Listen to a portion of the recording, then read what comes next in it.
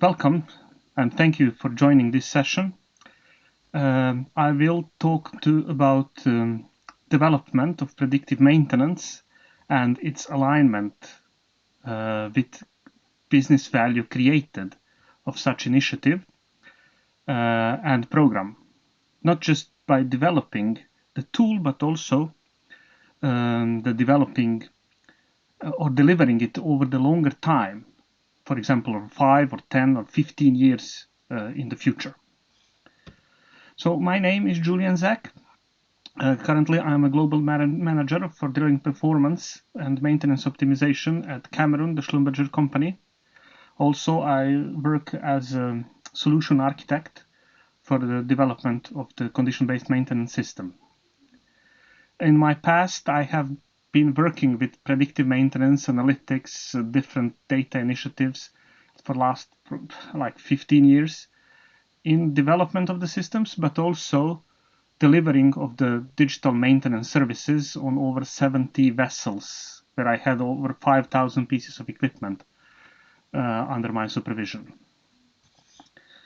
My motivation to do this presentation was actually, as the slide says, passion of engineers, but also what I have seen many times, that good, nice initiatives struggle or are shut down because everything good produced by engineering is not perceived correctly by business development or by the products later, and it creates a lot of struggle both in organizations but also in an execution, and even many of such initiatives fail because alignment is never made properly.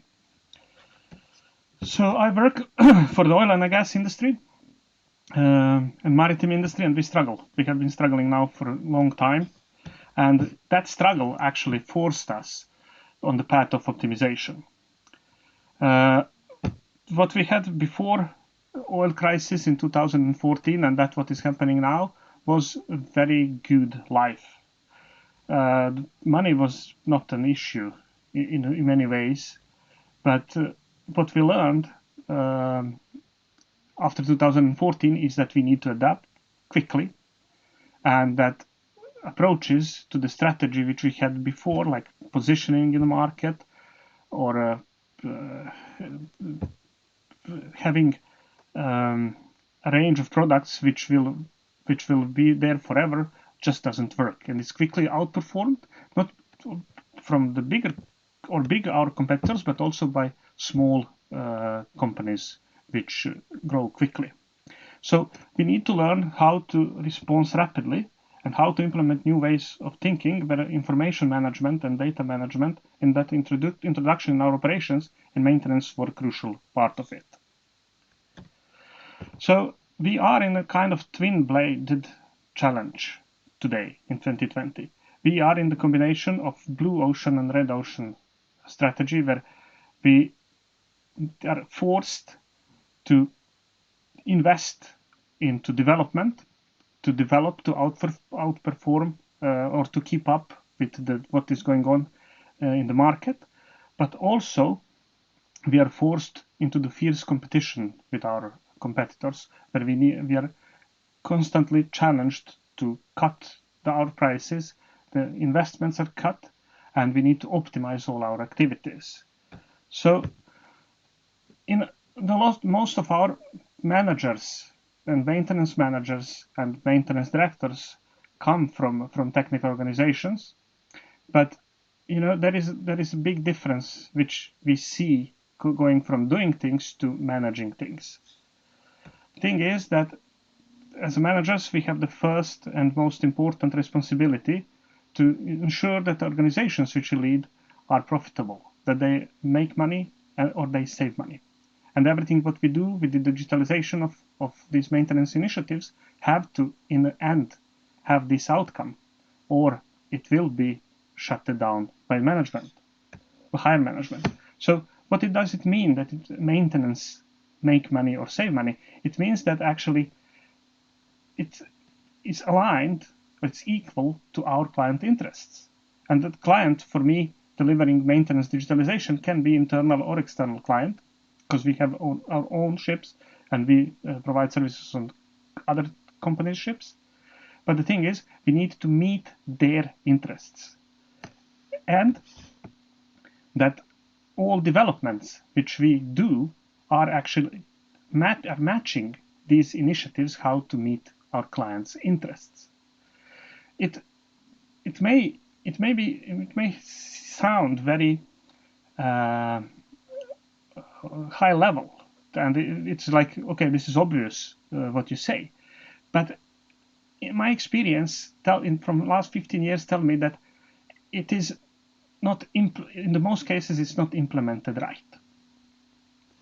Because in maintenance optimization programs and projects, there are normally 3 different stakeholders.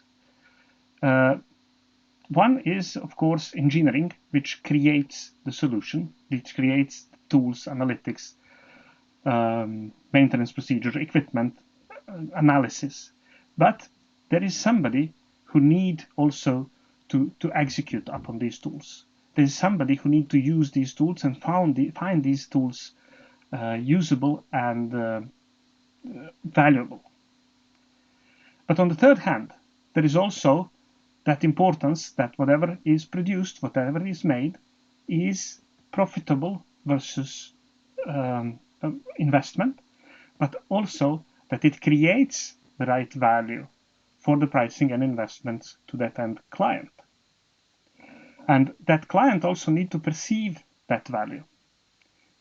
I have been in my past in situations where we developed and deployed the systems which kept silent, and in a way that is a very good thing that the systems are silent, because they were not detecting any failures and everything was working right.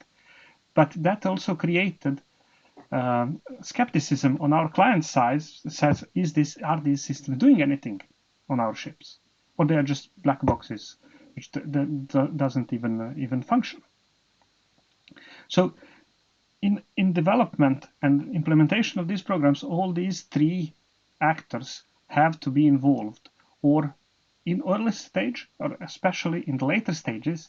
If all are not involved, the issues will emerge. So the question is, how do we approach solution? How do we approach development of both of technology and the programs? So in my experience is that there are 3 possible ways to look into that from end to end. The first is implementing it by brute force, which is done many times in industry as my industry, which is very hierarchical. There is just ordered, okay, this is what you want to do and this is what you need to implement.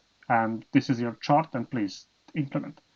The second one is very common in the rest of the industry, is that it's done through the series of smaller projects, test initiatives, pilots. And the third is, which is I've seen very rarely, is to start from the common vision and develop it based on holistic approach.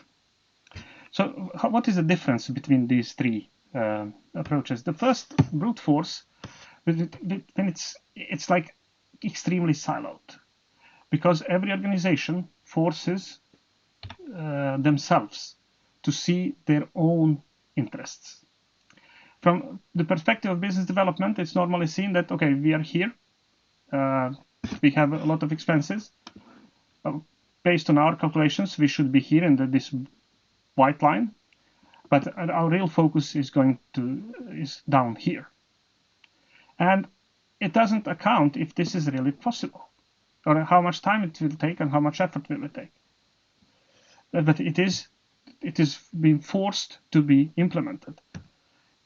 The first challenge which emerged from such approaches is the challenge in field, because if we force our field organizations to do work in that way, they will also expect us to deliver them a solution which is perfect, which looks like this: give us some data, do some analytics, show us the result, we push the button and the problem is solved. In practice, in maritime industry, it doesn't work in that way. Normally, we have a lot of data sources which all need to be connected, and then they go to different systems, go to different screens, and there is some people who will need to take decision, who need to discuss that probably, to ask for even more data, create quotes, get the POs, order spares, deliver services, deliver parts, send people, and when they're allowed to work, they're really work. So if we go from the brute force perspective, all this complexity will be overseen, and organization will try to implement it by simplifying it, by reducing this complexity, reducing the steps, because it will be really cheaper. But it will not solve the problem. It will just probably put the whole initiative to halt. The third stakeholder in this is engineering, which will probably scream if we try to change ways of maintain and how we see reliability of equipment today. They will just stop and oppose any such action. The second approach, which is possible to do, is more collaborative, to the proofs of concept or pilots, and this normally works well in the beginning because everybody is aligned in the beginning and start a smaller project, which is normally very interesting and very engaging.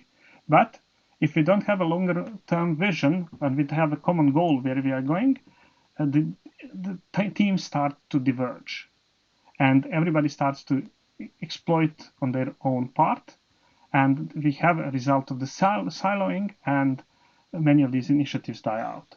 So common consequences which I have seen in the past was actually that we install some different systems on different places, we invest the money, but these systems are normally not used or not exploited. It's same is for analytics, and it's just these just stay there. And if there is some enthusiasts to use them, they continue to use them, and the rest of the organization just forget them. And based on the data from Reliability Web, a lot of maintenance on IoT initiatives fail, and I have never seen, or almost never seen, maintenance initiatives fail because of technology. They always failed because of organizational issues. And these issues are, in the end, presented through silos, through lack of scalability, or in the most places there is no revenue, there is no value of them, and they are stopped. So what I wanted, to talk today or present today is what is our suggestion, or my suggestion, to approach implementation from engineering down to execution. And the approach is based on my experience working within the huge corporations developing these programs. And the first thing and most important probably thing which I learned is that early decision on what is the strategy, what is organization, what is timeline and target is the crucial and most important factor of success. It's not technology. It's not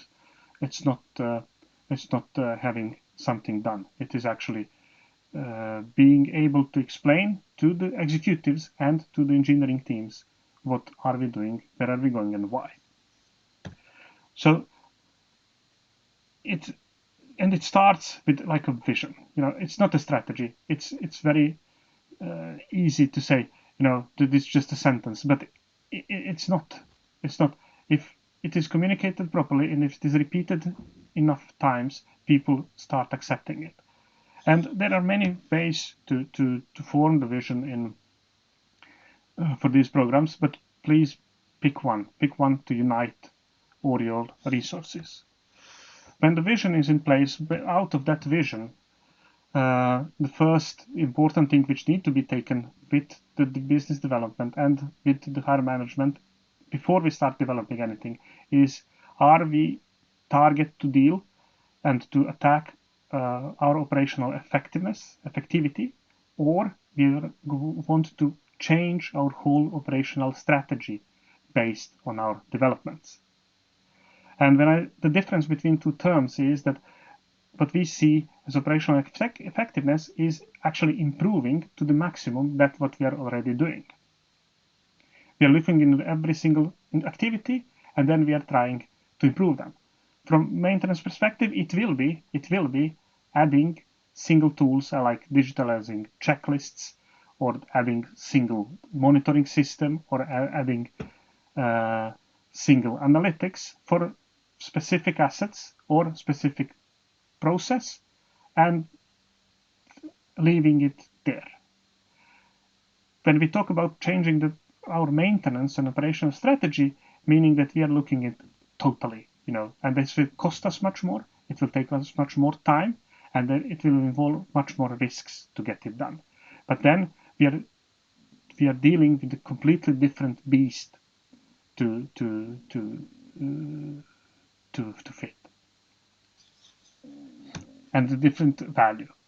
And based on that first decision, are we improving ourselves or are we transforming ourselves? We need to be very clear to our teams and our higher management what are the deliverables. So from maritime perspective, there are really three types of deliverables which we are interested into and which we are focused on. There are presenting equipment health, optimizing our maintenance costs, and simplifying our certification and regulatory compliance by using from data and information.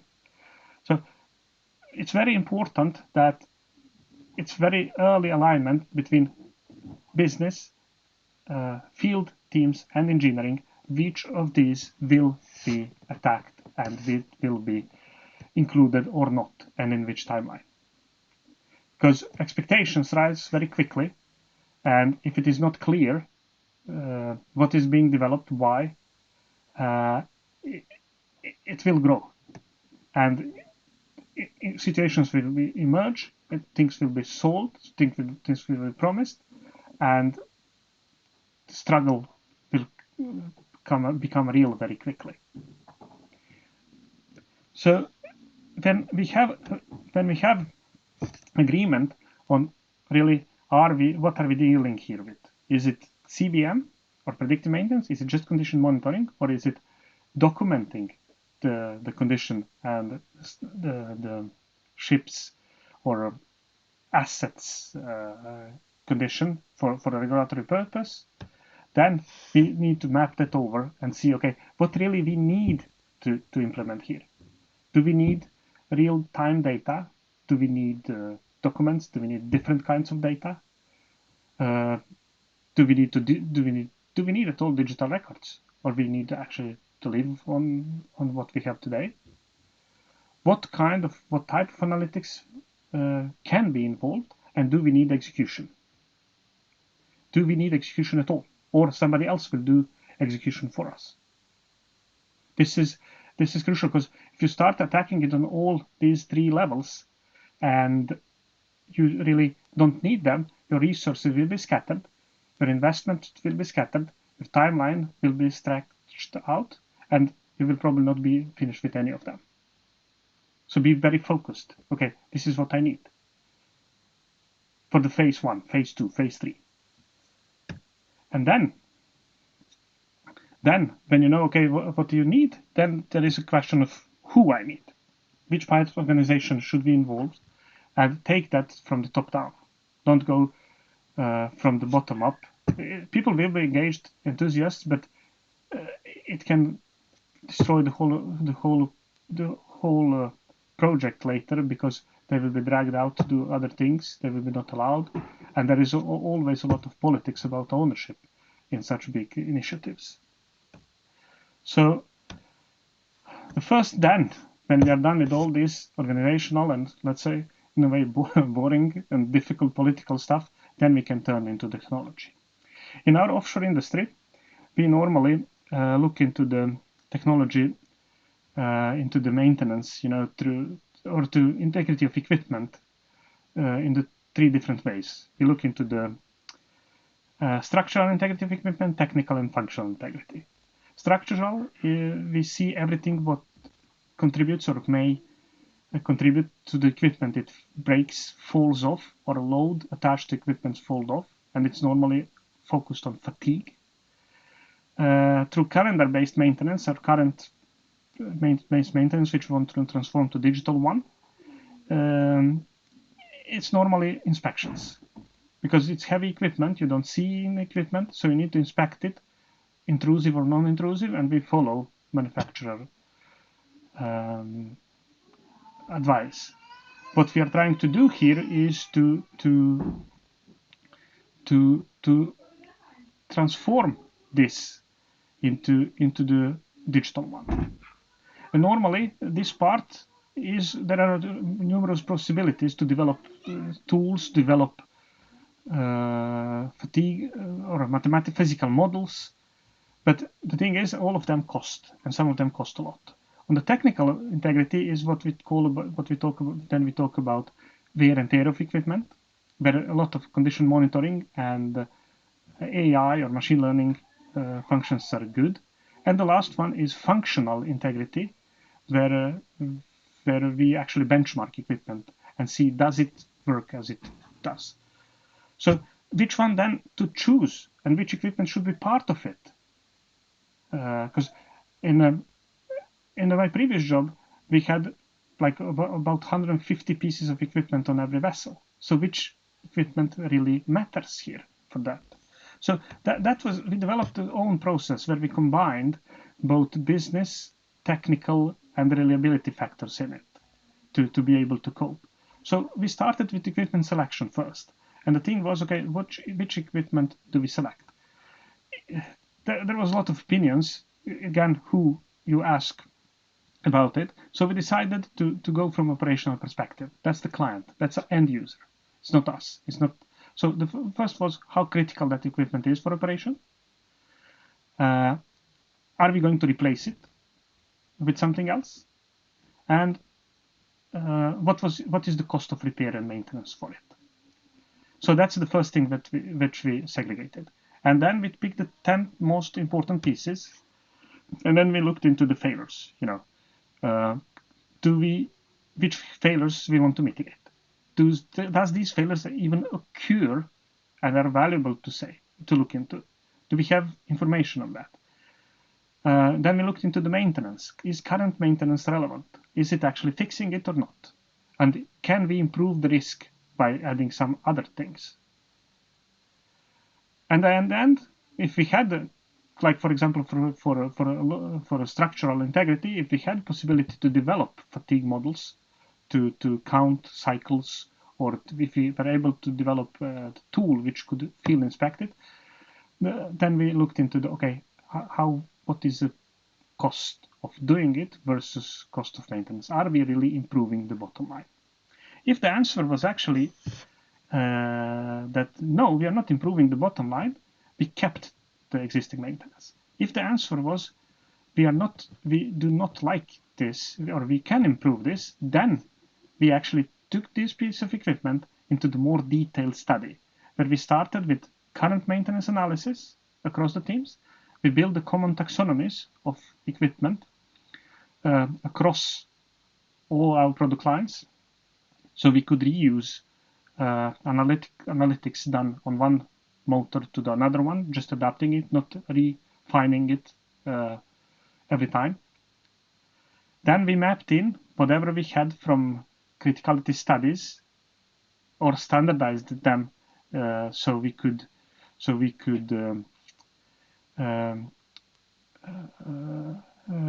reuse them later, and then in the end mapped over every single maintenance action, every single failure into what can be done with it. So we ended up with a list of inspection items, types of analytics, condition monitoring items, and analysis, and here I see most manual analysis for each sub-assembly of equipment. Very clear what will be done. It was very specific. For this motor, we will do this and this. And when we had that list, we could then look into how do we develop it, who need to develop it, who need to do what, and what the cost of each item will be, and what the expectation of release will be. And in the way, we also kept all these three stakeholders in the picture. We kept the business development voice, and because they were all the time trying to pull this initiative and reminding us that we need to be profitable. We had engineering owners who were ensuring the quality, not just quality of IT, but quality of our decisions. And we had a service which always want to try to kept it simple. But also these three organizations corrected each other, that business development didn't pull it too much into the cost discussion, that engineering was not overcomplicating it, because in some cases, when we started before this process, we ended up with more maintenance than we had before. We even had like 50% more actions to do. It was much more costly to do it in this way. So then we were thinking, well, it can't be right. And we also corrected the service, because service was very agile to implement things and put some things on, and then force the rest organization to use it and integrate it in a way. So this process didn't just optimize equipment maintenance, but it also optimized the investments. So the summary, which from myself today, is that if you start to PDM, collaborate, involve early business development, involve user, if you have one, to tell you where to go and how to proceed. And create a vision first, and break it down to the small steps, break it down to the proof of concept pilots if you want, but you know how they are attached together, where are you going in the end, and clarify who do what and what is the goal of each phase. So that's my learning for this 15 years working with this. The risk is always high, but at least you are controlling it in this way. Okay, thank you. If there is any question, I don't think there is time, but please write to me so I can reply to you on email at least.